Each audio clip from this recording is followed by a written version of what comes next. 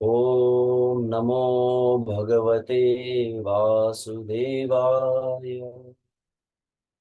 ओम नमो भगवते वासुदेवाय। ओम नमो भगवते वासुदेवाय। ओम अज्ञानतिमिरन्धस्य ज्ञानाञ्जनशलाकया चक्षुरुन्मिलितं येन तस्मै श्रीगुरुवे नमः। श्रीचैतन्यमनोभीष्टं स्थापितं येन भूतले स्वयं रूपकदा मह्यं ददाति स्वपदान्तिकम्। वन्देऽहं श्रीगुरोः श्रीयुतपदकमलं श्रीगुरुन् वैष्णवांश्च श्रीरूपं साग्रजातं सहगणरघुनाथान्वितं तं सजीवं साद्वैतं सावधूतं परिजनसहितं कृष्णचैतन्यदेवं श्रीराधा कृष्णपादान् सहगणललिता श्रीविशाखान्वितांश्च नमः। ओं विष्णुपादाय कृष्णपृष्ठाय भूतले श्रीमते भक्तिवेदांत स्वामिनिति नामिने नमस्ते सारस्वते देवे गौरवाणी प्रचारिणे निर्विशेष शून्यवादी पाश्चात्य देश तारिणे वाञ्छाकल्पतरुभ्यश्च कृपा सिन्धुभ्य एव च पतितानां पावनेभ्यो वैष्णवेभ्यो नमो नमः। जय श्री कृष्ण चैतन्य प्रभु नित्यानंद श्री अद्वैत गदाधर श्रीवासादि गौर भक्त वृंद। हरे कृष्णा कृष्णा कृष्णा हरे हरे हरे राम राम राम हरे हरे। हरे कृष्णा कृष्ण कृष्णा हरे हरे हरे राम राम राम हरे हरे। हरे कृष्णा कृष्ण कृष्णा हरे हरे हरे राम राम राम हरे हरे। साधु साधु तादाइन नाति नीचो च तारक आनमुंच कदाचिन्मां प्रेम्णा हृदकण्ठयो स्फुरः।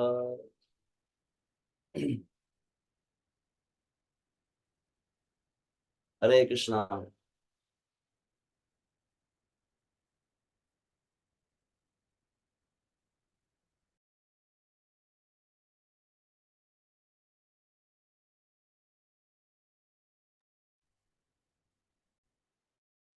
Just moment.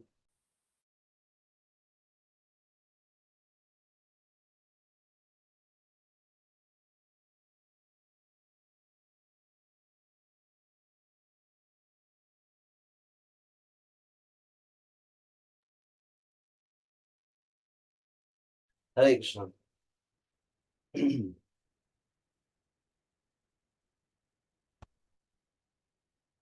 आज अत्यंत पवित्र दिवस अक्षय तृतीया के पावन पर्व से भक्तों हार्दिक स्वागत है।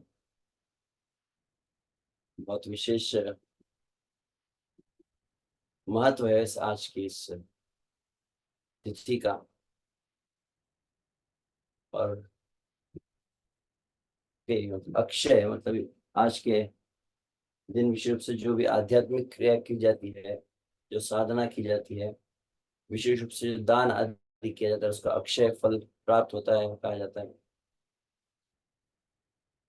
कुछ मान्यता है कि गंगा का अवतरण भी आज की तिथि पर हुआ। भगवान परशुराम का अवतरण इस धरातल पर हुआ। और इस तरह से श्लोक गाता है न माधव समो मासन कृते न युगम समम न च वेद समम शास्त्रम न तीर्थ गंगायाम समम। उसी प्रकार से कि न माधवो समो मास है कहा गया। ये जो वैशाख मास है ऐसा कोई मास नहीं न कृतेन युगम समम, और सतयुग के समान कोई युग नहीं, वेद के समान कोई शास्त्र नहीं, और गंगा के समान कोई तीर्थ नहीं। उसे वैशाख मास के अंतर्गत ही जब से यहाँ अक्षय तृतीया तिथि और जो अक्षय पात्र भगवान प्रदान किए थे द्रौपदी को, तो उसके विषय में बताया जाता है कि वह भी शुभ से है। क्षमा चाहता हूँ, दुर्वासा ऋषि प्रदान, दुर्वासा तो परीक्षा लिए थे, जो अक्षय पात्र था उससे भी संबंधित आज की तिथि बतलाई जाती है। तो बहुत अधिक लोग तीर्थों में स्नान के लिए जाते हैं, और दान आदि, स्वर्ण का दान आदि भी किया जाता है। और विश्व से वर्ष में एक बार ही जब वृंदावन में विशेष सभी को अपने यहाँ जो आकर्षित करते हुए भगवान के बहुत सुंदर श्री विग्रह बांके बिहारी जी कहा जाता है उनका भी वर्ष में केवल एक बार चरण दर्शन होता है।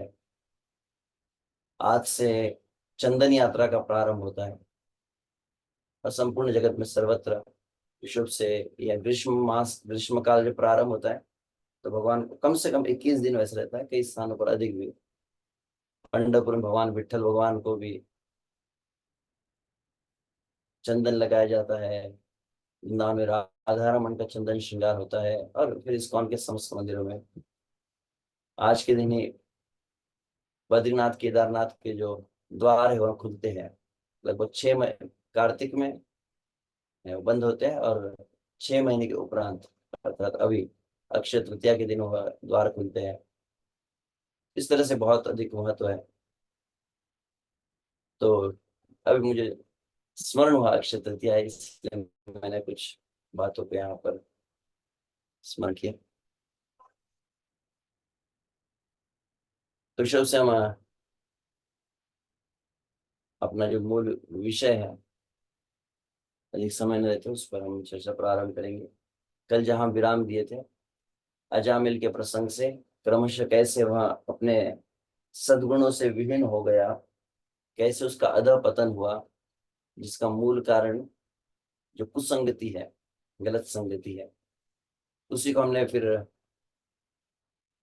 श्रील भक्तिविनोद ठाकुर के यह वचन है जहाँ पर उन्होंने ध्रुव गोस्वामी के ही शब्दों की व्याख्या की है, और उसके अंत में उन्होंने जो शब्द कहे थे वहां पर हम विराम दिए थे। इति मध्य असत संगे प्रतिष्ठा जन्मिया।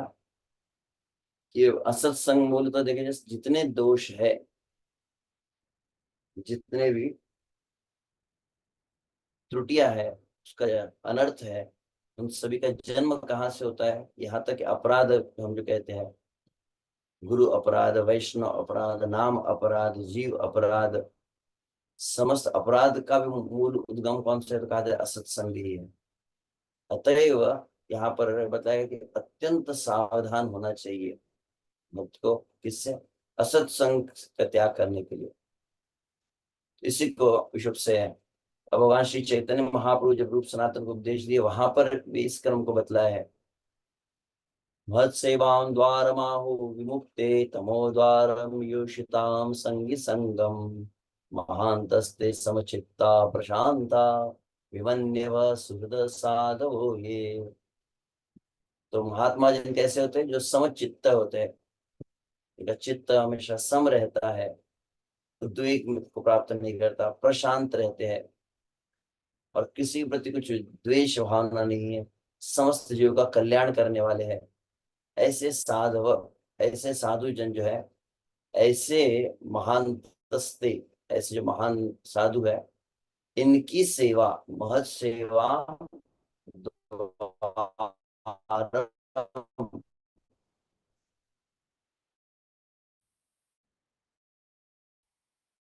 आहु आहु मतलब कहा जाता है, यह नदी का द्वार कहा गया है। उपरांत दूसरे पंक्ति में क्या कहा गया, ये भगवान ऋषभ देव अपने 100 पुत्रों को उपदेश दे रहे हैं, और उसमें इस बात को बता रहे, तमो द्वारम योषिताम संगी संगम। परंतु विशुभ से इस संसार में जो शरीर को सब कुछ मान बैठा है, और और शरीर के भोगों में जो रत है, इसमें प्रधान रूप से यहाँ पर योषिताम, योषिताम अर्थात विषुप से जो स्त्रियों में जो आसक्त होते हैं, स्त्रियों में आसक्त का अर्थ मतलब दोनों दृष्टि से लेना चाहिए।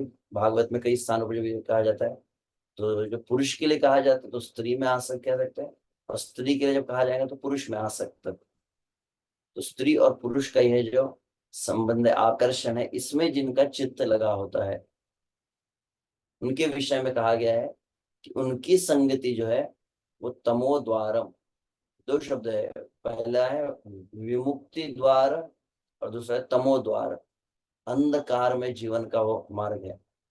ये साक्षात भगवान के वचन है।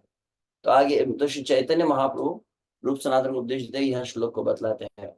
तब आगे श्री चैतन्य महाप्रभु कहते हैं, कृष्ण भक्ति जन्म मूल भय साधु संग, कृष्ण प्रेम जन्मे ते हो पुनः मुख्य अंग।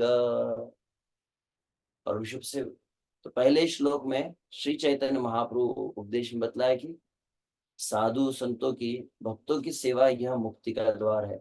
और केवल वो मुक्ति का द्वार ही नहीं है, भक्ति का भी मूल जो है।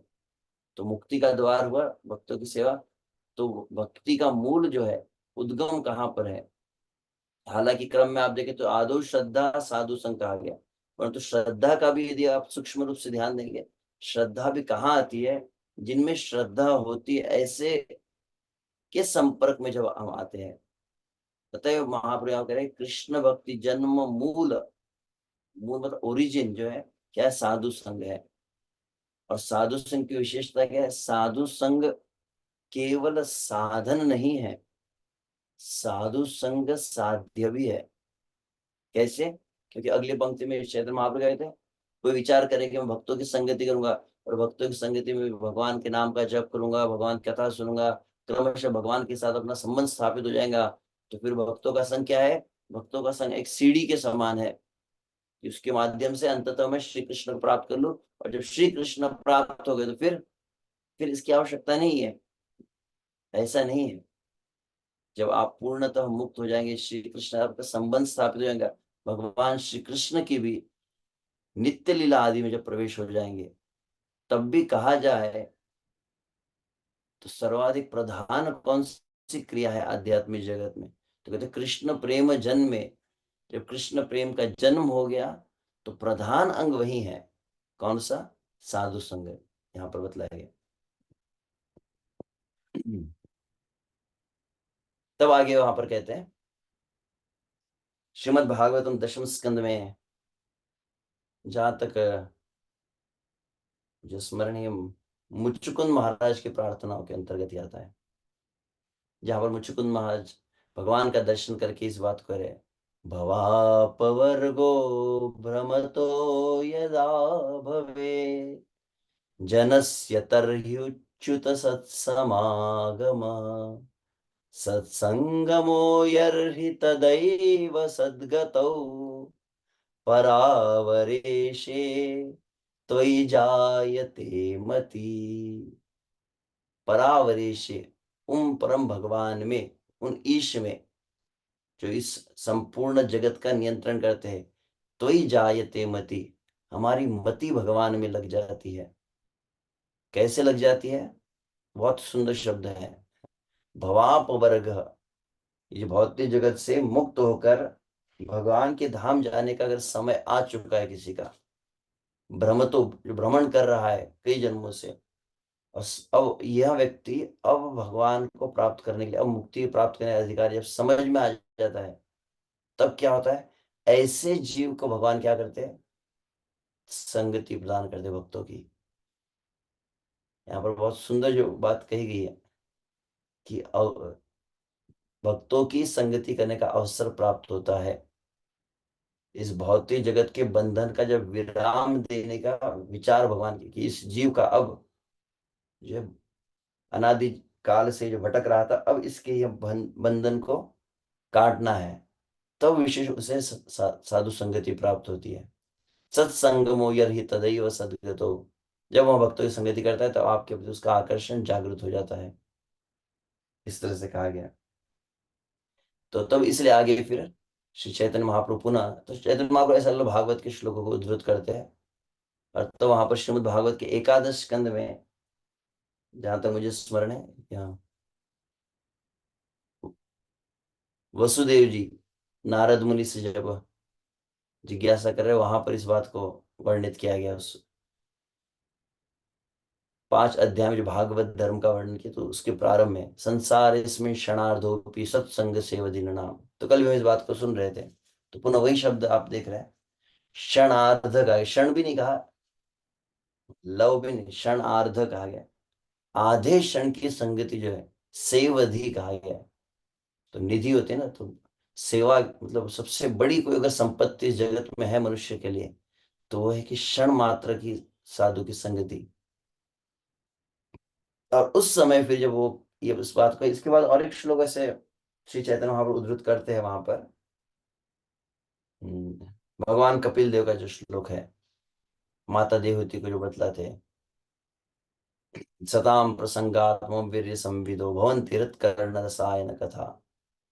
जहां पर भगवान कपिल देव माता देवहूति से कहते हैं, इस संसार में जीव क्या करता है जब सताम प्रसंगा, तो संग भी नहीं, प्रसंग एकदम प्रगाढ़ जो संग करता है भक्तों का, तो प्रगाढ़ संगति में क्या होती है, सताम प्रसंगात मम वीर्य संविदो, मेरे वीर्य की, मेरे शौर्य की गाथा को बहुत अच्छे से वो चर्चा होती है।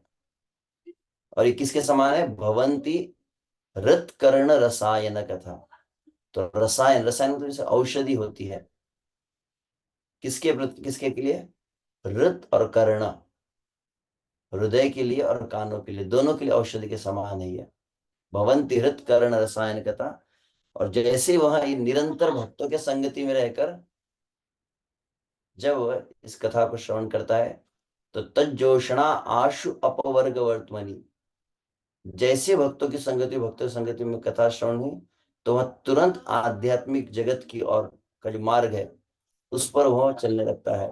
इस तरह से कहा गया है, इस तरह बतलाया जाता है। तो उसके पश्चात यह श्लोक श्री चैतन्य महाप्रभु बताए हैं,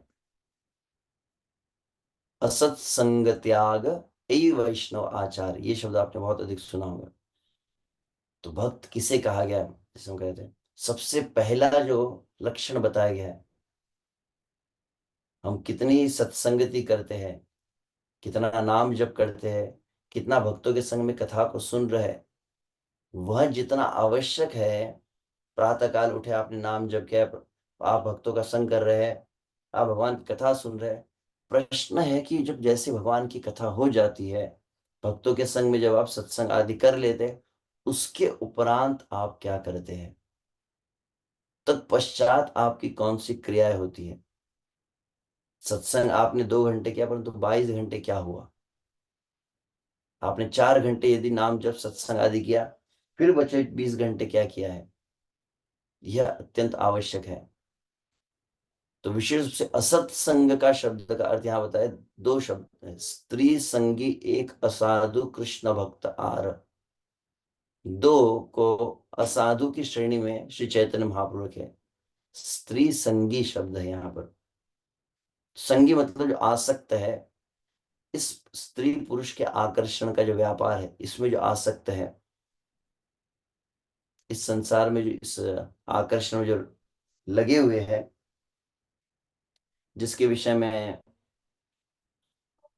स्वयं श्री नारद मुनि के वचन है, जहां पर नारद मुनि इस बात को जब बतलाए हैं, नारद भक्ति सूत्र में,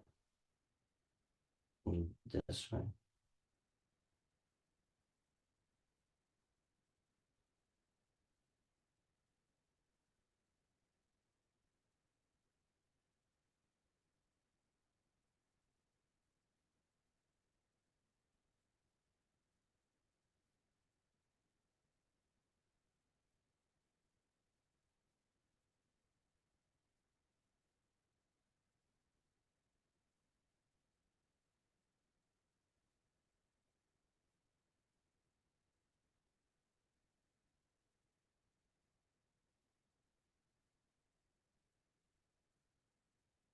वहां नारद भक्ति सूत्र में श्री नारद मुनि शुद्ध भक्ति के सूत्र को बतलाए हैं।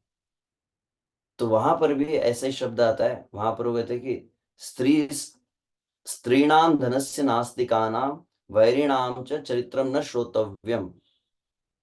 तो वहां पर विश्व से कहते हैं कि इस संसार में जो स्त्री पुरुष के विषय में जो चर्चाएं रहती है विश्व से, और नास्तिकों की जो चर्चा होती है, जो ईर्ष्या द्वेष करने वाले होते हैं, इनकी जो चर्चा है, वैरिणाम नास्तिकानाम स्त्रीणाम न श्रोतव्यम कहा गया है। मतलब सुनना नहीं चाहिए। क्यों? तो वहां पर विश्व से एक टीका में वहां पर बतलाया गया है, नारद मुनि जो कहा कि क्यों नहीं सुनना चाहिए, तो बहुत सुंदर वहां पर वे शब्द कहते हैं, यस्य मनः स्त्री चिंतनम संलग्नम। बहुत सुंदर शब्द है। अब इसको दोनों प्रकार से आप ले सकते हैं। इस संसार में मतलब विश्व से देह के आकर्षण की जो चर्चा है, स्पष्ट रूप से इस संसार में सिनेमा है, नाच गाना जो भी हम देखते हैं, लगभग आज समाज अगर बाहर देखिए, अगर भक्तों के समाज से बाहर, तो लगभग इसी बात को और प्राधान्य दिया जाता है। तो वहां पर क्या कहे आचार्य टीका में, यस्य मनः, जिसका मन स्त्री चिंतनम संलग्नम कहा गया। तो चाहे स्त्री के लिए पुरुष है, चाहे पुरुष के लिए स्त्री है, इस संसार में इस आकर्षण को, गृहस्थ आश्रम में भिन्न है। गृहस्थ आश्रम में जो संबंध होता है, जो धर्म के शास्त्र के अनुसार होता है, वह एक भिन्न है। परंतु यहाँ जो बतलाया जा रहा है, तो कहते यस्य मन स्त्री चिंतनम संलग्नम स भगवत चिंतनम कथम अपि कर्तुम न शक्नोति। यहाँ टीका में संस्कृत में कहा गया कि जिस व्यक्ति का मन, या जिस पुरुष का, जिस स्त्री का मन किसमें, इस प्रकार की जो चर्चाएं चल रही है, यहाँ पे सिनेमा का चर्चा है, ये संसार में काम व्यापार की जो चर्चा है, और ऐसे चर्चाओं में जो लगे हुए लोग हैं, इनकी जो संपर्क में आते हैं, तो परिणाम क्या होता है कि उनका फिर एक तरह से वाइब्रेशन कह सकते हैं, उनका जो प्रभाव होता है, तो उसका परिणाम क्या है, तो यस्य मनः, ये पुरुष स्त्री चिंतनम संलग्नम स भगवत चिंतन कथम अपि कर्तुम न शक्नोति। जिस चित्त में, जिस हृदय में इस संसार की जो देह के आकर्षण की चर्चा है, ये चिंतन है, ये विचार है, जैसे ही आने लगता है, एक निश्चित है कि वह चित्त, वह हृदय श्री कृष्ण का स्मरण नहीं कर सकता। एकदम स्पष्ट है, भगवत चिंतन कर्तुम न शक्नोति, भगवत चिंतन करने में समर्थ नहीं रहता। क्यों? प्रश्न हो सकता है। तब आगे कहते हैं, स्त्री चिंतनम कामस्य उत्पादन भवति पुनः। तो स्त्री हो पुरुष हो, दोनों के लिए, तो जो जिसे कहते हैं विपरीत लिंग कहा जाता है, स्पष्ट रूप से कहा जाता है। तो ये जो पुरुष स्त्री का या स्त्री पुरुष का ये चिंतन क्या करता है, सबसे पहले किसको उत्पन्न करता है, पूरे हृदय में एक विकार उत्पन्न हो जाता है, जिसको कामस्य उत्पादन भवति। संस्कृत शब्द हिंदी से मिलते ही है। तो स्त्री चिंतनम कामस्य उत्पादनम भवति, स्त्री चिंतने कामस्य उत्पादनम भवति, तथा काम प्रेम मार्गे सर्वतः बाधक अस्ति। श्री कृष्ण का प्रेम के लिए आत्मा का अनुभव जो करना है, आत्मा का अनुभव कब होगा, जब इस देह की भावना से आप ऊपर उठते हैं। देह की भावना से ऊपर उठेंगे तब तो आत्मा का साक्षात्कार होगा। देह जो है भोग प्रधान है, और आत्मा का स्वभाव सेवा प्रधान है, श्री कृष्ण की सेवा। तो सेवा भाव कब आएगा, जब भोग भाव से मुक्त होगा। तो भोग भाव को, देह भाव को जो और अधिक प्रगाढ़ करता है, वो इस संसार में कौन सा है, ये जो देह को भोगने की जो वृत्ति है, जिसको काम आकर्षण कहा गया, इसलिए सबसे बड़ा ब्लॉकेज इसे कहा है। तो संसार में असत्संग कह सकते, असत्संग मतलब संसारी लोग लगभग देखा जाए, लगभग 99.99% भी कहा जाए तो अतिशयोक्ति नहीं है, लगभग पूरा संसार आज ऐसा ही बना हुआ है। सभी इस प्रकार की चर्चाओं में, इसी वार्ताओं में जो है रुचि रखते हैं, चाहे वो टीवी सीरियल्स हो, चाहे मूवीज हो, सब लगभग सभी ऐसा ही है। तो उसी कहा गया, तो वहां पर कह रहे हैं कि ये काम जहां पर आ गया तो प्रेम मार्ग सर्वतः बाधक अस्ति। प्रेम मार्ग का सबसे बड़ा जो बाधक ब्लॉकेज है, हार्ड ब्लॉकेज, जैसे प्रेम मार्ग का ब्लॉकेज कौन सा है, बोले काम है। ये रहा तो बोले आगे व्यक्ति बढ़ेगा ही नहीं। इसीलिए वहां पर कहते पुरुष स्त्री संबंधी नाम वार्ता नाम श्रवणेन पठनेन दर्शनेन स्त्री चिंतनम भवति। ये पुरुष स्त्री के संबंध में जो वार्ता है, इसको श्रवणेन सुनने से, तो इस तरह की मतलब बातों को सुनते हैं, इस तरह गीतों को सुनते हैं, पठनेन पढ़ने से, और दर्शनेन जैसे अजामिल के प्रसंग में हुआ, तो अजामिल ने तो एक दृश्य देखा। और इस संसार में वर्तमान में कलयुग की जो दुर्दशा है, लगभग व्यक्ति प्रत्यक्ष दृश्य कहा जाए, बाहर के जगत का नजारा देखा जाए तो यही है। तो श्रवणेन पठनेन दर्शनेन स्त्री चिंतनम भवति। इसीलिए कहा जाता है उसने इस प्रकार की पुरुष स्त्री संबंधी नाम चित्रम न पश्येत। तो चित्रम चल चित्रम कह सकते दोनों ही, तो फोटोज है, मूवीज है, सीरियल्स है। स्त्री पुरुष विषयकम पुस्तकम साहित्यकम ना पठ्येत, नाटकम व चलचित्रादिकम ना अवलोकयेत। अच्छा, यहाँ पर बताएगा चलचित्र शब्द आ गया था, तो नाटकम व चलचित्रम व न अवलोकयेत।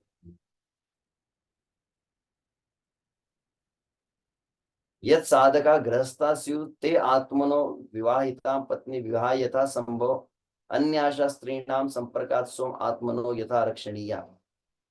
अब यहाँ पे वो आगे कह रहे हैं उस टीका में, यह साधका, ऐसे कुछ साधक है जो गृहस्थ,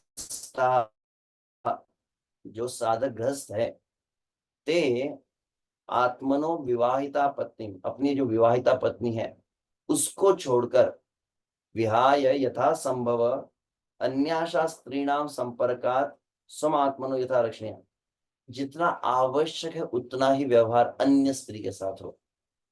पुरुष के लिए स्त्री है, स्त्री के पुरुष है, व्यवहार जितना आवश्यक है, घनिष्ठता न हो, जैसे आजकल जो होता है गर्लफ्रेंड बॉयफ्रेंड आदि।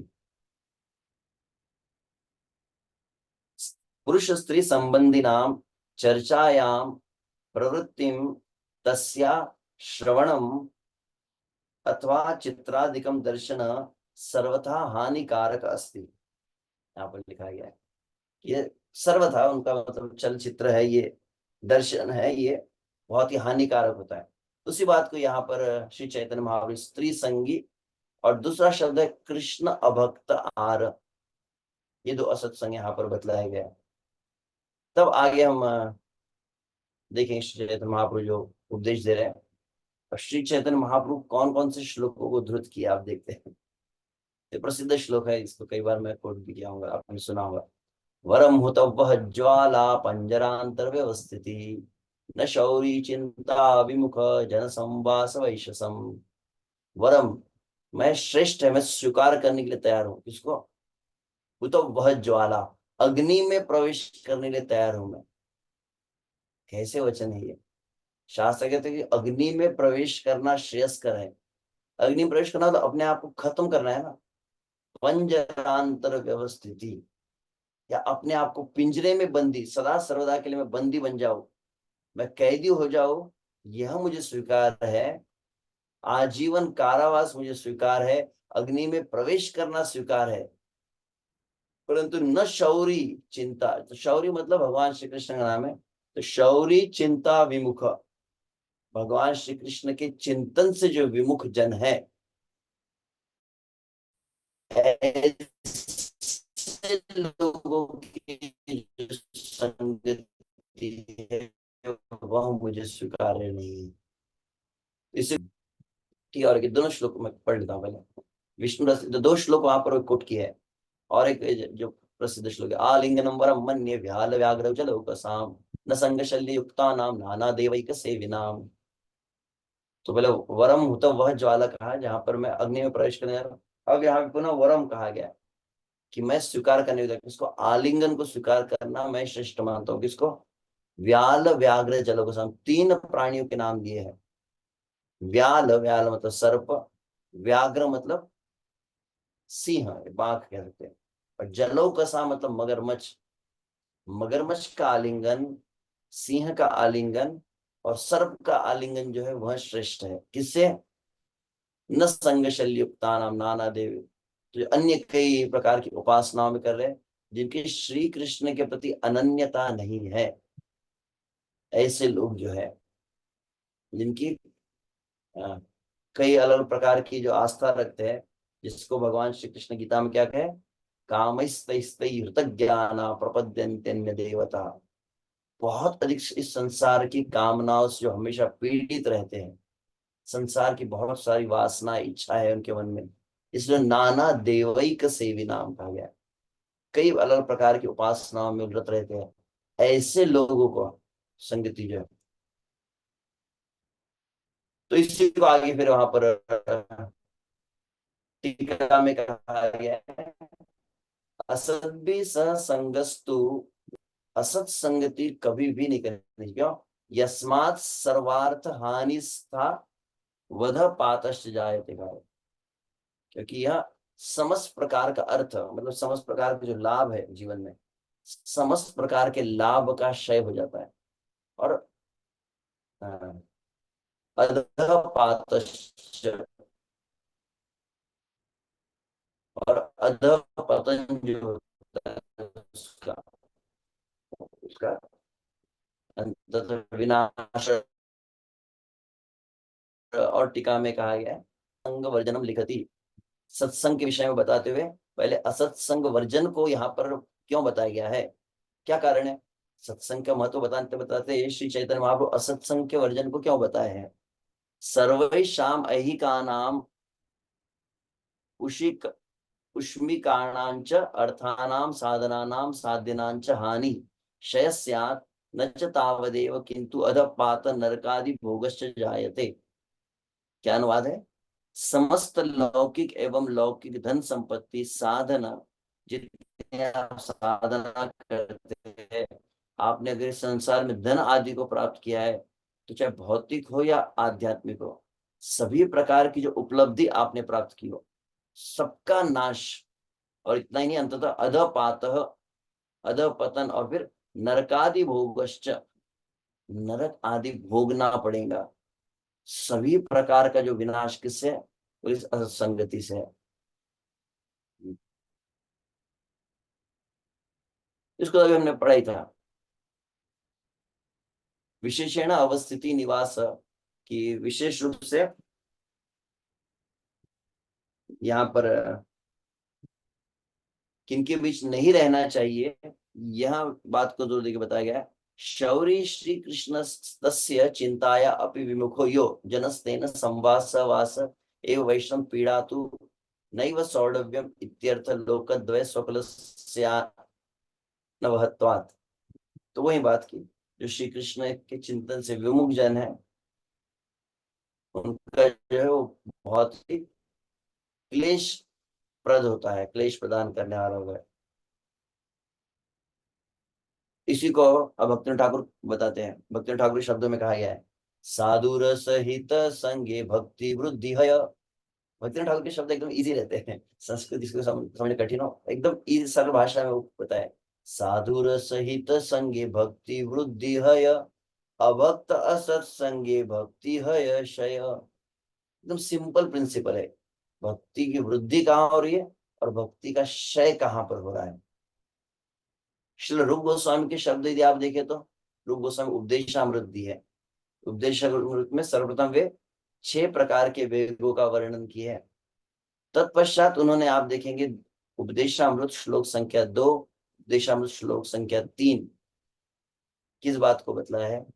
तो दूसरे श्लोक में पहले भक्ति का नाश किससे हो जाता है, षड्भिर भक्ति विनश्यति। तत्पश्चात 6 वह कार्य जिससे भक्ति का प्रगति होती है, षड्भिर भक्ति प्रसिद्धि थी, उसको बतलाया गया। और बहुत विचार करने वाली बात है, ये बहुत महान आचार्य है,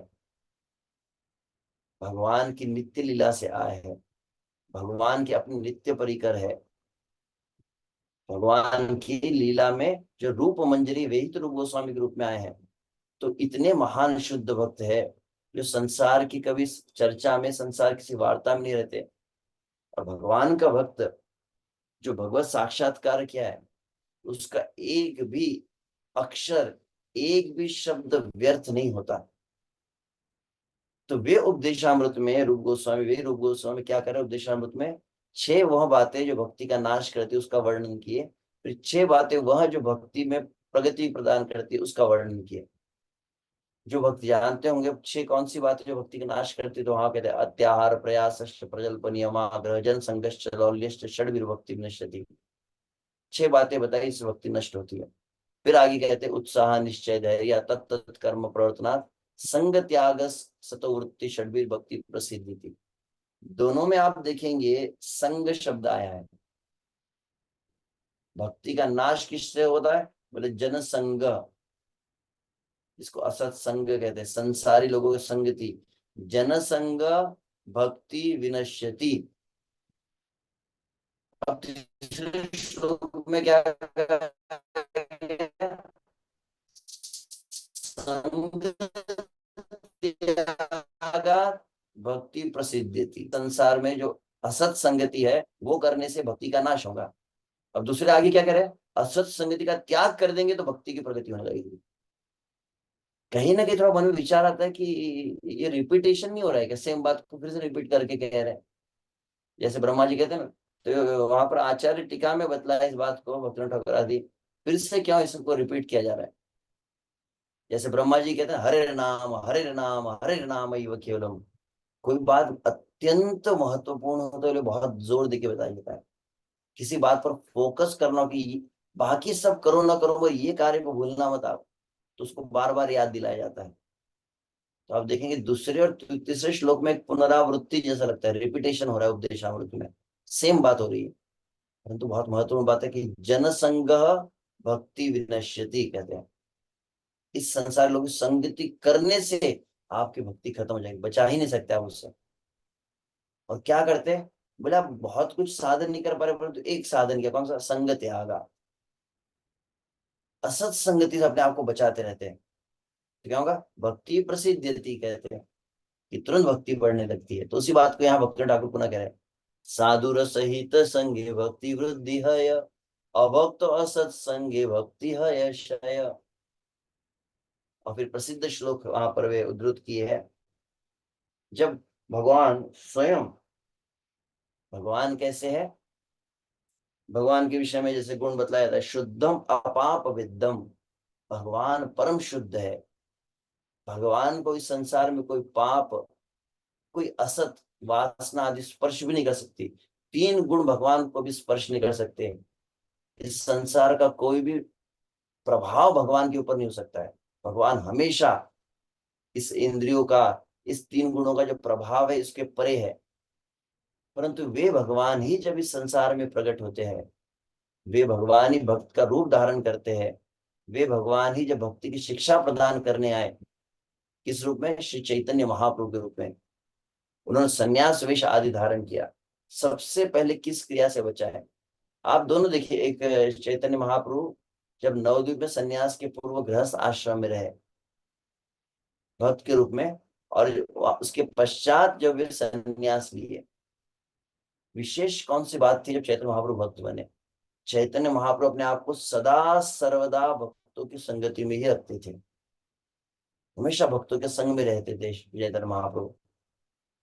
और यहाँ तक कि भक्तों की संगति में विशेषता आप देखेंगे, श्री चैतन्य महाप्रभु की लीलाओं को यदि आप पढ़ते हैं, चैतन्य चरितामृत में, चैतन्य भागवत में, चैतन्य मंगल में, चैतन्य चरित में, चैतन्य चंद्रोदय नाटक आदि सभी जगह पर किस बात को बताया, चैतन्य महाप्रभु लीला में प्रधान रूप से अद्वैत आचार्य नित्यानंद श्रीवास गदाधर मुकुंद रामानंद स्वरूप दामोदर जगदानंद से भक्तों का वर्णन है। परंतु कहीं पर यह वर्णन है कि चैतन्य महाप्रभु कितने माताओं से मिलते थे, चैतन्य महाप्रभु कैसे माताओं के वार्ता, वहां पर यहाँ तक वर्णन है कि श्री चैतन्य महाप्रभु जब गृहस्थ थे तो उनकी माता शची माता थी, उनके पत्नी विष्णु प्रिया, उनको छोड़कर अन्य जितने भी और कोई माता है वो ऐसे सीता ठाकुरानी और मालिनी देवी भिन्न है।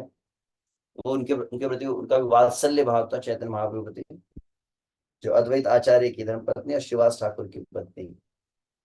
उनके अलावा अन्य देखा जाए तो जब श्री चैतन्य महाप्रभु जब भक्त का कीर्तन करते थे, बहुत ही दूर अंतर से, फ्रॉम लॉन्ग डिस्टेंस, दूर अंतर से वे श्री चैतन्य महाप्रभु को प्रणाम करते थे। और तत्पश्चात हम देखते हैं कि श्री चैतन्य महाप्रभु जब संन्यास लिए तो संपर्क में आए। श्री चैतन्य महाप्रभु जगन्नाथपुरी में पहुंचे, और जगन्नाथपुरी में वहां के उड़ीसा के राजा थे महाराज प्रताप रुद्र। प्रताप रुद्र हालांकि राजा थे परंतु थे महान भक्त, जगन्नाथ जी की विशेष भक्त थे। और जब उन्होंने सार्वभौम भट्टाचार्य के मुख से श्री चैतन्य महाप्रभु के विषय में समझा, सुना, तो तुरंत वे जान गए कि चैतन्य महाप्रभु साक्षात कृष्ण है। तो उनके हृदय में तीव्र लालसा कि मेरे जीवन की सर्वोच्च उपलब्धि है कि उन प्रभु का मैं दर्शन करूं। वो अध्याय में इसी बात का वर्णन है कि सार्वभौम भट्टाचार्य चैतन्य महाप्रभु से मिलने जाते हैं, रामानंद राय चैतन्य महाप्रभु से मिलने जाते हैं, अन्य सभी भक्त चैतन्य महाप्रभु से मिल जाते हैं। किस लिए? से एक प्रार्थना करने के लिए, राजा प्रताप रुद्र आपसे मिलना चाहते हैं। जैसे ही सुना तो तुरंत कान के ऊपर हाथ रख लिया, बोले मैं राजा से नहीं मिलूंगा। वहां पर कहे, और उस समय प्रसिद्ध श्लोक यहाँ जो आप देखते हैं, निष्किंचनस्य भगवद भजनोन्मुखस्य पारं परं जिगमिषोर्भवसागरस्य संदर्शिनां विषयिणामथ योषितां च हा हन्त हन्त विषभक्षणतोप्य साधु। यहाँ पर वे कहते कि वो भक्त कौन से, जो निष्किंचनस्य है, भगवत भजन उन्मुखस्य और पारम परम जिगमिषोर भव सागरस्य। जो निष्किंचन है, निष्किंचन, किंचन मतलब कुछ, निष्किंचन जिनका कुछ संपत्ति नहीं है, जिनकी कुछ संपत्ति, इसका अर्थ क्या हुआ? निष्किंचन का वास्तविक अर्थ है जिसके जीवन की एक में उस संपत्ति केवल श्री कृष्ण है। कृष्ण ही मेरा धन है, श्री कृष्ण की भक्ति ही मेरी सर्वोच्च संपत्ति है। यह जीवन में इसकी प्रायोरिटी आ चुकी है। और भगवत भजन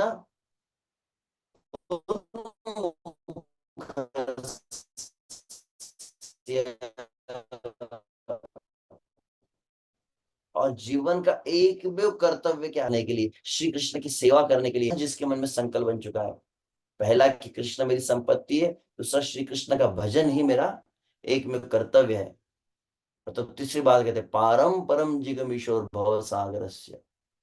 और जो दृढ़ संकल्प ले चुका है किस बात का, इसी जीवन में बस फुल स्टॉप, इसी जीवन में मुझे श्री कृष्ण को प्राप्त करना है, इस भव सागर को पार करके मुझे भगवान के धाम को प्राप्त करना ही है।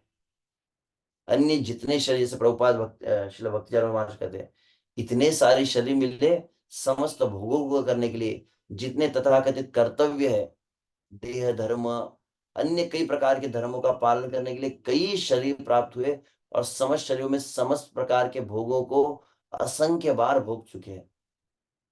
परंतु यह जब जन्म मिल गया, लब्ध्वा सुदुर्लभम इदम बहु संभवान्ते, बहुत काल के पश्चात शरीर मिला है, तो एक में अब कर्तव्य क्या है मेरा, श्री कृष्ण भजन करना है। और बस अब इसी जीवन में नो अदर रिस्पॉन्सिबिलिटी, सर्व प्रधान कर्तव्य क्या है, मुझे श्री कृष्ण को प्राप्त करना है। ऐसा संकल्प जिसके मन में हो चुका है, उसके लिए सबसे पहली बात कौन सी आवश्यक है, तो क्या शब्द है, संदर्शिनाम। तो दर्शन मतलब देखना, बार बार वही शब्द आ रहा है। देखो अजामिल के इसमें क्या शब्द आया था, ददर्शम कामिनम कश्चित। तो दर्शन मतलब देखना, संदर्शन मतलब बहुत ध्यान से देखना, जिसको परम पूज्य श्री लोकनाथ साहब, हमारी समस्या क्या है, पहले हम भगवान को देखते हैं और संसार को निहारते हैं। वो क्या होता है, बहुत ध्यान से देखते हैं ना, आप देखेंगे जब कोई सीरियल देखता है, मूवीज देखता है, या आजकल के लोग क्या आईपीएल क्रिकेट मैच देखते हैं, एकदम ऐसे आंखें गड़ा कर देखते हैं, ये गेंद आई, गेंद आई, गेंद आई, वो बैट से उसने मारा, 6 हुआ, इतना ध्यान से देखते हैं। तो कहा जाता है कि संसार की भावना और कृष्ण भावना की प्राप्ति कैसे होती है। तो कहते कि श्री कृष्ण की भावना प्रवेश करती है आपके हृदय में कानों के माध्यम से, और संसार की भावना कैसे प्रवेश करती है तो बोले आंखों के माध्यम से। संसार जब देखते हैं, जो संसार में जो जीव है, तामसिक जीव है, राजसिक जीव है, जो भगवत विमुख जीव है, उनको देखते बराबर, तामसिक जीव देखते तो तामसिक वो भावनाएं जो है वो आप में ट्रांसफर होने लगती है। बहुत अधिक कामुक है, कोई बहुत ही क्रोधी, आप देख लिए, कल्पना कीजिए आप सामने क्या देख रहे हैं, भयानक एकदम तनावपूर्ण वातावरण है, और दो व्यक्ति झगड़ा कर रहे हैं, जोर जोर से चिल्ला रहे हैं, मारपीट हो रही है। आपके मन में कौन सी भावना होती है? भावना पवित्र नहीं रह पाती। आपके मन में वैसे विकार, मतलब क्रोध आदि का वातावरण, उसमें आप बीच में प्रवेश करने का विचार करते हैं। तो इस तरह से तो कामी को देखकर काम वासना, क्रोधी को देखकर, लोभी को देखकर लोभ भावना का वर्धन होता है। तो इसलिए यहाँ पर कहा गया संदर्शिनाम विषय नाम च, विषय नाम अथ योषिताम च। दो श्रेणी यहाँ पर चैतन्य महाप्रभु कह रहे हैं कि इस संसार में जो विषय लोग हैं, जो विषयों में हमेशा लगे रहते हैं, और सबसे जो स्त्री पुरुष के इन संबंध में आसक्त रहते हैं, इनको देखना किसके समान है। तो शब्द क्या है, हा हंत हंत, अलास अलास। देख लिया तो ऐसा, हाय हाय कैसे देख लिया मैंने। यहाँ पर श्री चैतन्य महाप्रभु एकदम भयभीत हो जाते थे। उनको कोई कहे कि इनसे मिलना है तो नहीं नहीं नहीं। जैसे मान लीजिए कोई व्यक्ति के पास क्या है, बहुत महंगा अगर कोई कोहिनूर का हीरा प्राप्त होता है, कोई ऐसी कीमती वस्तु प्राप्त हो जो बहुत मिन्नतों के बाद, बहुत ही विरला कुछ वस्तु प्राप्त हुई है, अत्यंत दुर्लभ कोई वस्तु प्राप्त हुई है, अत्यंत कीमती कोई वस्तु प्राप्त हुई, तो सबसे पहले बुद्धिमान व्यक्ति क्या करेगा, इसका रक्षण करना मुझे बहुत जरूरी है, इसको बचाना पड़ेगा। तो भक्ति बहुत जन्मों के बाद होती है कि भक्ति नष्ट न हो जाए, भक्ति छूट न जाए। भक्ति में आना वैसे भी दुर्लभ है, परंतु भक्ति में आकर भक्ति में टिके रहना अति दुर्लभ है। क्योंकि पुनः मन पुनः धावती च असत पथे, भागवत जैसा कहता है। प्रवृत्ति क्या है, मन जो है इस संसार में असत संगति में ही रहा है। तो मन में स्वाभाविक प्रवृत्ति कौन सी असत संगति की है, तो पुनः उसी मार्ग में जाने लगता है। इसलिए प्रारंभ में बहुत अत्यंत आवश्यक है कि इससे बहुत अपने आप को बचाया जाए। किसके समान है, हा हंत हंत विष भक्षण तो साधु, कि जान पूछ कर जहर पीने के समान है इस संसार को देखना। तो आगे यहाँ पर हम पढ़ेंगे भक्ति ठाकुर, इसी को भक्ति ठाकुर के शब्द में, निष्किंचन भजन उन्मुख जय जना, भव सिंधु उत्तीर्ण हईते यार मन। तो जो निष्किंचन है और जो भजन उन्मुख जो जन है, और भव सिंधु से उत्तीर्ण होना जिनके मन में निश्चय हो चुका है, उसके लिए कह रहे हैं विषय मिलन आर योषित सम्मिलन, विषपानापेक्षा तार विरुद्ध घटना। इस संसार में जो विषय लोग हैं और जो पुरुष स्त्री में आसक्त है, इनके साथ मिलना किसका मन है, विषपानापेक्षा तार विरुद्ध घटना। विष पीने से भी अधिक भयावह उसे कहा गया है। तब आगे श्री चैतन्य महाप्रभु और एक, इसको मैं विष के शब्द के ऊपर हम थोड़ा बाद में चर्चा करेंगे। तो अब श्रीमद् भागवत के श्लोकों को भी, जहां तक मुझे स्मरण है, यह भगवान कपिल देव के श्लोक है, चैतन्य महाप्रभु उद्धृत कर रहे हैं यहाँ पर। इसी ये पूरा सीक्वेंस जो चैतन्य चरितामृत में दिया गया है। आपकी जानकारी जहां तक मुझे स्मरण है, यह चैतन्य चरितामृत अध्याय, जस्ट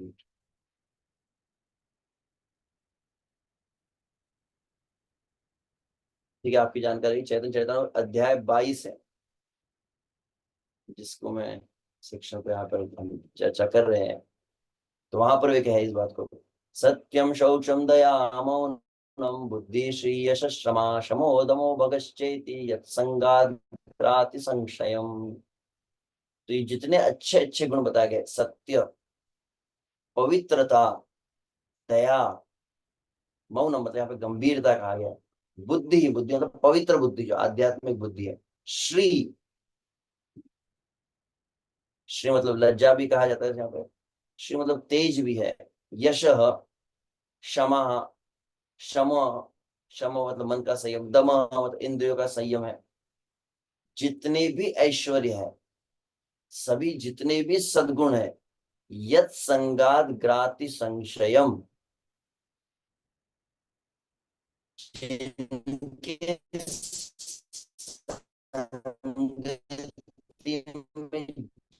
जाने मात्र से सब नष्ट होने लगते हैं। संगात कौन सा संग, तो उसी को आगे वो बतलाते हैं। तेषु अशांतेषु मूढ़ेषु खंडितात्मसु साधुषु संगम न कुर्याशोच्चेषु योषित क्रीड़ा मृगेषु च। तो ऐसे जो अशांतेषु जो है, जो अशांत है, मूढ़ेषु जो मूर्ख हो चुके हैं, और खंडित आत्मस्व साधुषु, तो यहाँ पर जो शब्द है ना, खंडित आत्म स्व, आत्मा साक्षात्कार के ज्ञान से जो रहित है, जो आत्म साक्षात्कार ज्ञान जिनका खंडित हो चुका है, मतलब देह के भावना में बहुत सुदृढ़ जो है, ऐसे जो लोग हैं, और संगम न कुर्यात अशोचेशु योषित क्रीड़ा, जो विश्व में क्रीड़ा मृगेश मतलब हाथ का खिलौना, जो पुरुष स्त्री के हाथ का खिलौना बन चुका है जिसे कहा जाता है, ऐसे लोगों की संगति जो है बिल्कुल नहीं करनी चाहिए। क्यों नहीं करनी चाहिए, तो आगे भगवान कपिल देव कहते हैं, न तथा से भवेन्मोहो बंधाश्चन्य प्रसंगतः योषित संगा यथा पुंसो यथा तत्संगी संगतः। बहुत सुंदर ये शब्द है यहाँ पे, न तथा अस्य भवेत मोह, इससे बड़ा मोह और बंध, इससे बड़ा मोह और इससे बड़ा बंधन इस संसार में कोई नहीं जागृत कर सकता। जितना भयानक मोह इस जगत में जन्म लेता है, जितना अधिक व्यक्ति संसार में बंध जाता है, किससे, किस कारण से, योषित संगा यथा पुंसो यथा तत्संगी संगता। तो इस संसार में जो स्त्री पुरुष आदि में जो आसक्त है, यह जितना अधिक संसार में बांधेगा, या पुरुष के लिए स्त्री या स्त्री के लिए पुरुष, इसकी जो आसक्ति है, प्रसंग कहा गया है, इसके प्रति अगर आसक्ति हो गई तो बोली ये जितना बांधेगा, इस संसार में कोई वस्तु उतना आपको नहीं बांध सकती है। इसीलिए वहां पर आगे हुए श्री चैतन्य महाप्रभु कह रहे, क्या कह रहे, माँ द्राक्षी, द्राक्षी मतलब अक्षी मतलब देखना, तो द्राक्षी मतलब फिर से ध्यान से जो देखा जाता है, माँ द्राक्षी क्षीण पुण्यान कुछ भी भगवत भक्ति हीरान मनुष्यान, जिनके पुण्यों का नाश हो चुका है, जो भक्ति से पूर्णतः हीन है, ऐसे व्यक्तियों को देखना भी नहीं चाहिए, यहाँ पर कहा गया। तो अब इसमें भक्तिनाथ ठाकुर की हम टीका का थोड़ा भाग पढ़ लेते हैं। क्या कहा गया, साधक को, जो भक्त है उसको भक्ति के अनुकूल विषय को ग्रहण कर प्रतिकूल का वर्जन करना चाहिए, जिसको कहा जाता है अनुकूल अनुकूल से संकल्प प्रतिकूल से वर्जनम। अब वहीं पर इस बात को कहा जा रहा है, असत संग अर्थात स्त्री संग मुक्तिवादियों के संग का पूर्ण रूप से परित्याग करे, साधक एकांतिक रूप से राधा कृष्ण युगल की लीला कथा का श्रवण कीर्तन करे, और इसमें स्वजातीय भक्त का संग लाभ करे। स्वजातीय मतलब जैसे आप वैष्णव है, गौड़ीय वैष्णव है, तो यह स्वजातीय, तो जो आपकी जाति के मतलब जिस भाव को, जो श्री चैतन्य महाप्रभु के भाव को, जो श्रील प्रभुपाद के इस भावना को पूर्ण रूपेण जो समझे, उसके अनुसार जिनका जीवन है, ऐसों का संगति वो लाभप्रद है। अन्य देवी देवताओं के उपासक कृष्ण विमुख जन तथा विषय जन के संग से दूर रहे, ये लोग साधक के हृदय को कलुषित कर देते हैं। अब आगे कहा गया, कौन सा उदाहरण यहाँ पे दे रहे हैं आप देखिए स्पष्ट रूप से। इस विषय में श्री गौर किशोर बाबा जी का उदाहरण अत्यंत सुंदर है। गौरक्षोजी की विशेषता क्या थी? वो नाम जप करते थे। कहाँ पे जाके करते थे?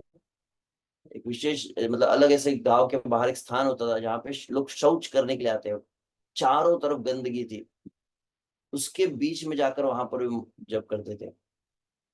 क्योंकि उस गौरक्षोजी जब नॉर्मल ऐसे अच्छे स्थान पर बैठकर भजन करने लगे तो क्या हुआ, कई बड़े बड़े व्यवसायी, बड़े बड़े बिजनेसमैन, ऐसे लोग आकर उनसे मिलने लगे। इसलिए जानबूझकर वैसे स्थान पर गए ताकि विषय लोग वहां पर ना आ सके। तो वे कभी कभी वो शौच में बैठकर भजन करते जिससे विषय लोग उनके पास ना आ सके। अब यहाँ पे बहुत सुंदर शब्द है। उनका कहना था कि विष्ठा की दुर्गंध विषय लोगों की गंध से कहीं अच्छी है इस संसार में भी। हालांकि इस बात को मैं ऑलरेडी इसके पूर्व एक प्रसंग में मैंने चर्चा की, तो मैंने बताया था कि अधिकांश लोग आप और अनुभव करेंगे कि मनुष्य के शरीर से क्या होता है, दुर्गंध आती है।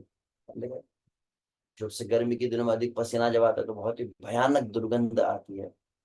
कई बार आप अगर बस में यात्रा करते हैं, ट्रेन में जाते हैं, जहाँ पे बहुत अधिक भीड़ हो जाती है लोगों की, तो आप देखेंगे लोगों को बहुत अधिक पसीना आ रहा है तो भयानक दुर्गंध। कई बार कहता है कैसे, बकरी बकरी बकरी जैसी या फिर भैंस की जैसी ऐसी दुर्गंध आती है। प्रश्न है कि शरीर में दुर्गंध आती क्यों है? तो अभी समय नहीं है ऐसा, तो कोई तर्क कर सकता है कि पसीने के कारण दुर्गंध आती है। अब देखा जाए, दो प्रमाण हम देख सकते हैं। अत्यंत नन्हे जो बालक होते हैं, शिशु होते हैं, कभी कभी उनमें पसीना आ सकता है, परंतु देखा गया कि उनमें दुर्गंध नहीं आती है। यहाँ तक हमने सुना है कि नन्हे नन्हे शिशु जो बालक होते हैं उनमें दुर्गंध आदि आते नहीं है। दूसरा, आप और एक उदाहरण देंगे तो भगवान के अत्यंत महान भक्त जो होते हैं, भगवान के शुद्ध भक्त होते हैं, हालांकि वो परफ्यूम सेंट वगैरह का प्रयोग न भी करे, परंतु उनके शरीर से दुर्गंध नहीं आती। बहुत सन्यासी जन है जिनके आप समीप कभी अगर अवसर प्राप्त होता है, आप देखेंगे एक भिन्न ही प्रकार का सौगंध होता है। और एक उदाहरण यदि लिया जाए तो समस्त योगियों में, समस्त भक्तों के लिए आदर्श स्वयं भगवान जब बने और भगवान किस स्वरूप में प्रकट हुए, भगवान ऋषभ देव के रूप में। भगवान ऋषभ देव वहां बतलाया जाता है कि अवधूत वेश को धारण किया। अवधूत वेश मतलब पूरे दिगंबर, कोई वस्त्र नहीं, अपने शरीर की सुध नहीं रहती, ऐसे पड़े रहते थे। और जो पड़े रहते थे, पड़े पड़े रहते ही क्या होता, अचानक वो मल आदि का त्याग कर देते हैं और उसी में पड़े हुए, के शरीर से मल आदि निकल गया, अब उसमें पड़े हैं। और बतलाया जाता है कि भगवान ऋषभ देव के जब शरीर से जो मल विष्ठा निकला,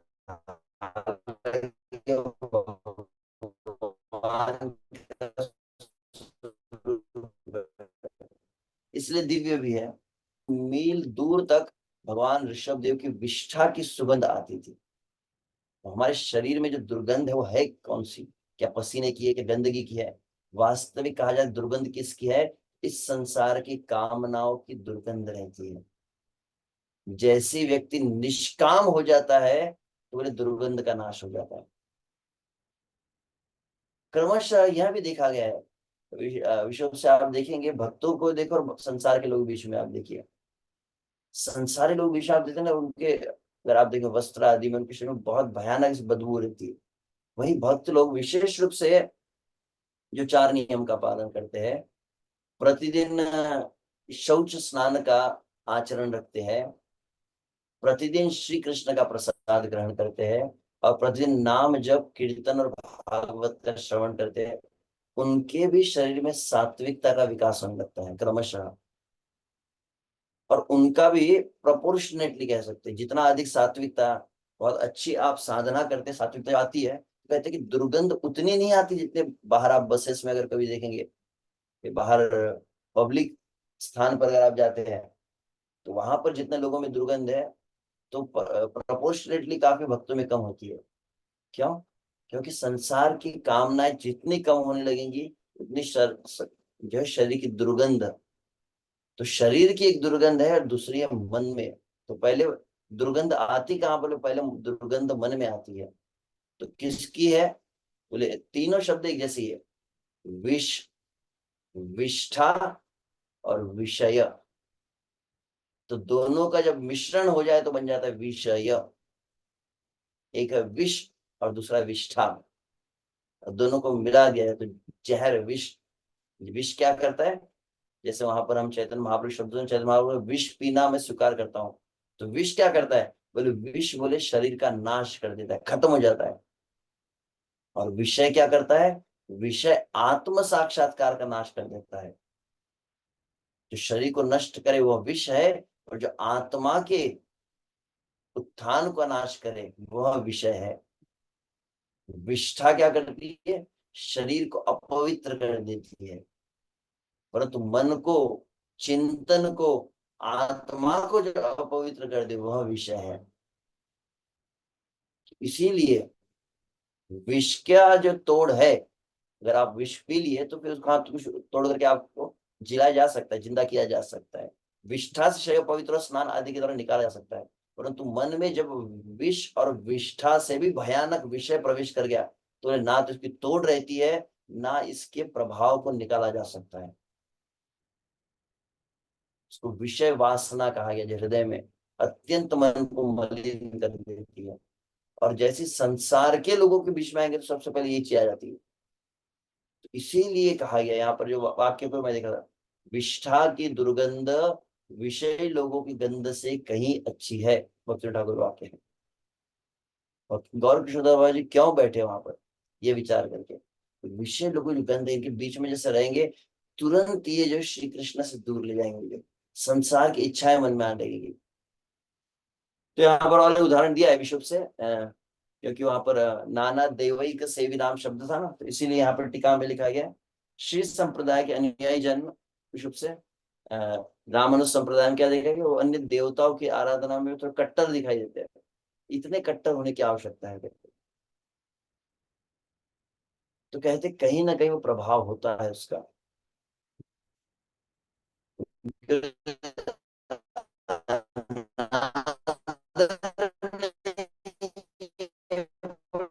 तो उनके अलग से मंदिर में जाना उतना आवश्यक, भजन कर रहे हैं समस्त देवगण, यस्मिन तुष्ट जगत तुष्ट हो, तुष्टि हो जाती है। तो शुद्ध कृष्ण भक्ति का आचरण करने साधक को संग दोष से बचना चाहिए। संग दोष जीव के हृदय में नाना प्रकार की कामनाएं वासनाएं उदित कराकर उसे पतित करा देता है। यहाँ पर लगा ये सूरदास के वचन ऐसे, जिनके संग कुमति उपजती है, पड़त भजन में भंग, तजो मन हरि मुखन को संग। कि कुमति का जन्म जहां पर होता है और भजन जहां पर ब्लॉक हो जाता है, उसको हमेशा त्यागना चाहिए। और चाणक्य के वचन कहे जाए तो इसे ओके, इसे हम विराम दे देते हैं। चाणक्य कहे थे, बोले कुछ कुछ लोगों से दूर रहना अच्छा है, तो कहते शकटम पंच हस्तेना। जैसे शकटम का एक अर्थ होता है बैल, बैल से 5 हाथ की दूरी होनी चाहिए, क्योंकि बैल कभी सिंग मार सकता है अगर वो क्रोधित हो गया तो बैल से 5 हाथ की दूरी हो। दश हस्तेन वाजिनम, वाजिनम मतलब घोड़ा होता है, तो घोड़े से 10 हाथ की जरूरत नहीं है। घोड़ा भी लात मारता है तो बहुत जोर से पड़ती है, बहुत बड़ी दुर्घटना हो सकती है। इसलिए बैल से 5 हाथ का अंतर रखा जाए, हाथी से, सॉरी घोड़े से 10 हाथ का, और हस्तिनम तो सहस्त्रेण, और हाथी से 1000 हाथ की दूरी। बाप रे, हाथी बहुत शक्तिशाली है, तो थोड़ा डिस्टेंस रखना पड़ता है उससे। तो शकटम पंच हस्तेन दश हस्तेन वाजिनम हस्तिन तो सहस्त्रेण देश त्यागेन दुर्जनम। और मान लीजिए एक दुर्जन, एक भगवत विमुख जीव अगर है, तो उस देश का, एक गांव का ही त्याग कर देना चाहिए, इस यहां तक कहा गया। तो एक दुर्जन व्यक्ति का पूरे गांव को अपवित्र कर देता, स्थान बदनाम हो जाता है। तो अगर मान लीजिए कोई बहुत बड़ा डॉन है, वो किसी विशेष क्षेत्र से है, तो नाम लेते बराबर की यहाँ से कौन है, लंका किसकी, तो बोले रावण। लंका कहकर किसका नाम है, क्योंकि वो दुष्ट की ऐसी कुख्याति हुई है, उसी के नाम से स्थान जाना जाता है। तो वो पूरा स्थान का प्रभाव हो जाता है। जैसे एक साधु का जन्म जहां होता है, तो बोले कि कई दूर क्षेत्र तक, कई कोस दूर तक क्या होता है, जय स्थाने वैष्णव अवतरे, सही सही स्थान है लक्ष्य योजन निस्तरे, वहां तो लक्ष्य योजन कहा गया। बहुत लोग, पूरा गांव तीर्थ बन जाता है। जहाँ पर एक शुद्ध भक्त का जन्म होता है, वैसे ही दुष्ट व्यक्ति जो है बहुत ही अपवित्र स्थान को कर देता है। आगे वहां पर चाणक्य कहते हैं, तक्षक से विषम दंते। तक्षक मतलब सर्प। सर्प विष कहाँ पर रखता है? बोले दांत में होता है उसके। मक्षिकायास्तु मस्तके। मक्षिका मतलब क्या? मधुमक्खी। मधुमक्खी का विष कहाँ पर होता है? मस्तक में। सर्प का विष पुच्छे। और वहां जो विशेष से वृश्चिक कहा जाता है, जो डंक मारने आता है, बिच्छू कहते हैं इसे। तो बिच्छू के पूंछ में विष होता है। तो सर्प के दांत में, मधुमक्खी के मस्तक में, सर्वांगे दुर्जने विषम। परंतु दुर्जन जो व्यक्ति होता है, उसके सभी अंगों में, उसकी दृष्टि में काम होता है, उसके बोली में, उससे बात करेंगे, उसको देखेंगे, उससे व्यवहार करेंगे, उसका स्पर्श सभी जो है वह अपवित्र कर देता है। इसीलिए भक्त को सर्वप्रथम जो इसी से सावधान रहने के लिए कहा गया है। तो यहाँ तक हमने जैसे बात देखी। तो शिला प्रभुपाद के कुछ कोट्स थे। प्रभुपाद में तात्पर्य में इस बात के लिए कई बातें यहाँ भयावह है। तो असत संग अब होता कैसे है मूलतः? कुछ वक्त समझिए, कुछ वक्त ऐसे प्रश्न कुछ भी रहता है उससे संबंधित। तो अगले सत्र में हम ये असत संग कैसे होता है, असत संग के जो प्रकार होते हैं, लगभग इतना कंसेप्ट तो समझ में आएगा कि इससे अपने आप को बचना है, इससे बचाना चाहिए। परंतु कल जैसे मैंने कहा कि यदि आपको ठीक पहचान न हो तो आप पीतल को भी सोना समझ सकते हैं। तो सही असत संगति क्या होती है और वो कैसे वो हमको प्रभावित कर रही है, तो यह समझना अत्यंत आवश्यक है। तब उसका निवारण कैसे किया जाए। जैसे कुछ अलग प्रश्न पूछा जाते कि अब संसार में रहते हैं तो संसार का प्रभाव न हो, परिवार में रहे तो परिवार का प्रभाव न हो, व्यवहार में जब रहे परंतु व्यवहार का प्रभाव न हो, तो उसके लिए क्या उपाय करने चाहिए। उसको चर्चा को हम आने वाले सत्रों में करेंगे। हरे कृष्णा हरे कृष्णा, कृष्ण कृष्ण हरे हरे, हरे राम राम राम हरे। तो किसी को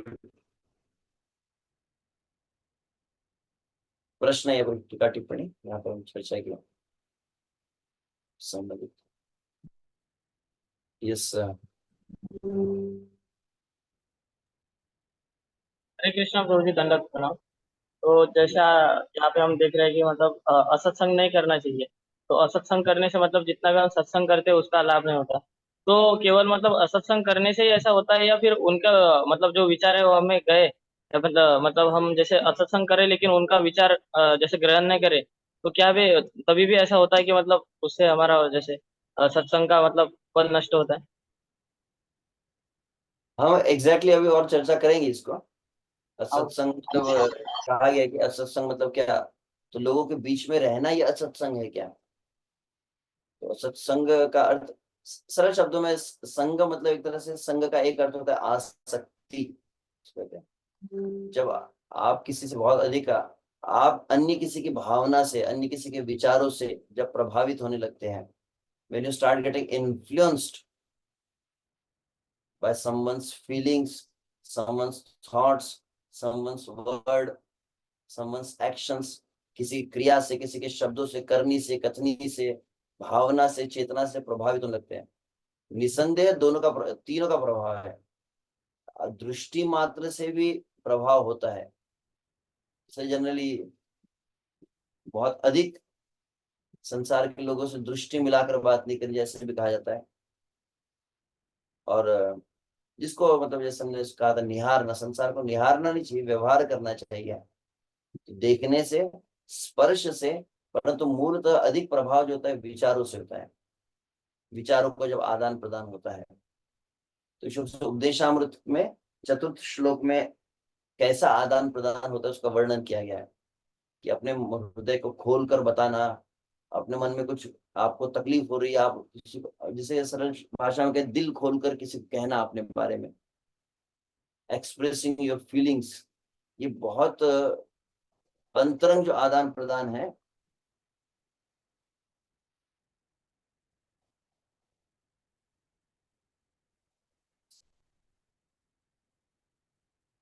ये अंतरंग आदान प्रदान को विशुद्ध से मतलब भक्तों के बीच में होना चाहिए, जैसे उपदेशामृत रूप गोस्वामी में कहा है।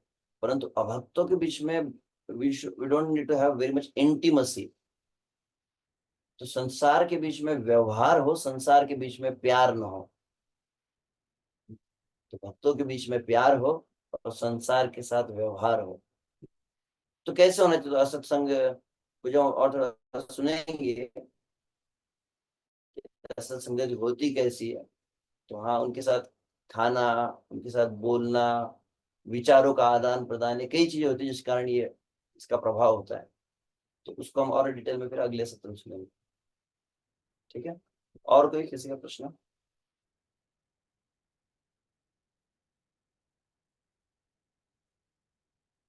आप सभी को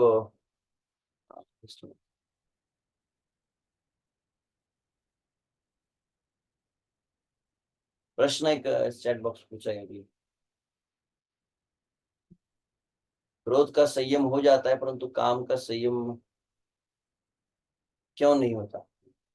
तो देखेंगे, अभी तक हम उतना अच्छी तरह अनुभव किए नहीं है।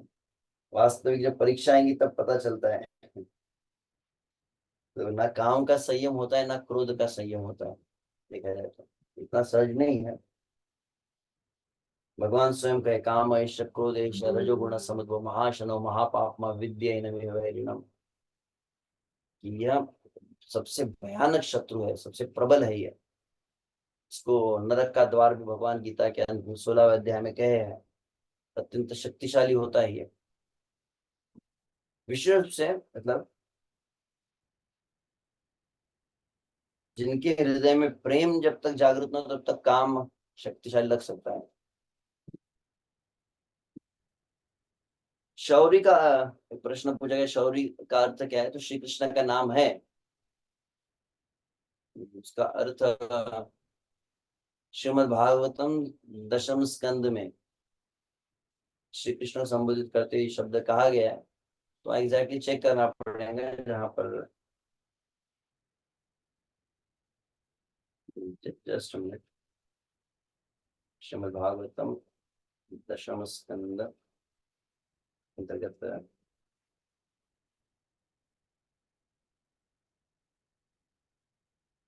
10 स्कंद 10 अध्याय 3 में है, श्लोक संख्या 47।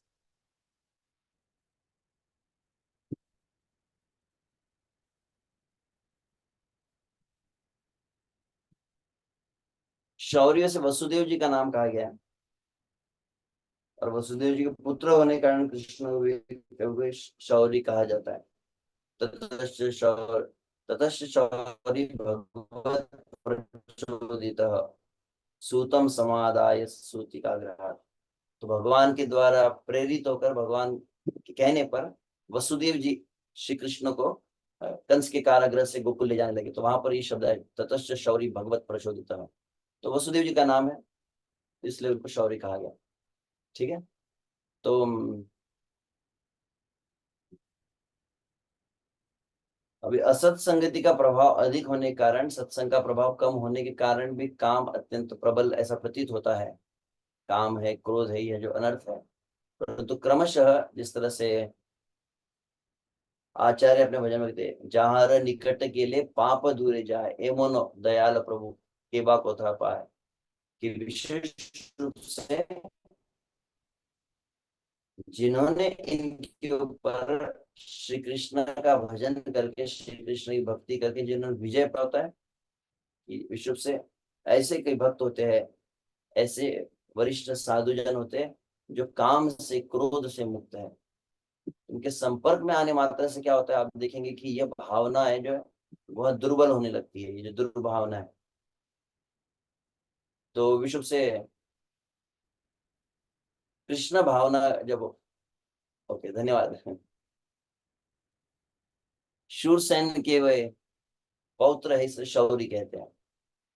हरिदास ठाकुर होगा, धन्यवाद इसके लिए।